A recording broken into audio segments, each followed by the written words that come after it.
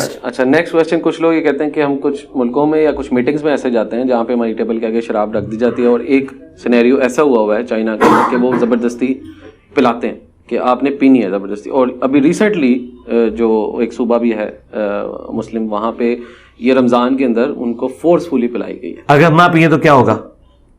نہ مطلب وہ اس کمیونٹی کے اندر سمجھ لیں ان کو سزا ہوگی یا جو بھی ہوگا. ویڈیو ایسی آئی نہیں, آپ کو وہ پورا سوال ہوگا نا, اگر تو زندگی موت کی کشمکش ہے نا.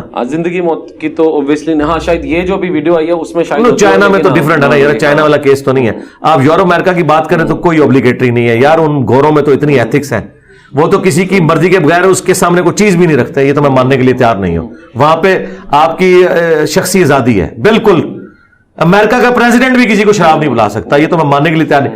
رہ گیا چائنا, تو وہاں ملوکیت ہے, ٹھیک ہے جی, وہاں ایک پارٹی کی حکومت ہے.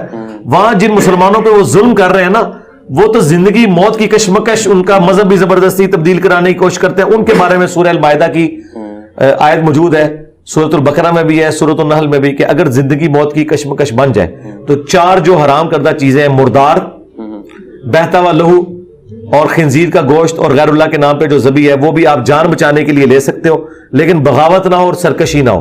اور سورہ النحل کی آیت نمبر 106 میں ہے کہ کلمہ کفر بھی بول سکتے ہو دل میں ایمان رکھتے ہو. تو چائنا کی صورتحال بالکل ڈفرنٹ ہے. تو وہ تو شاید اربوں میں کسی ایک آدھ بندے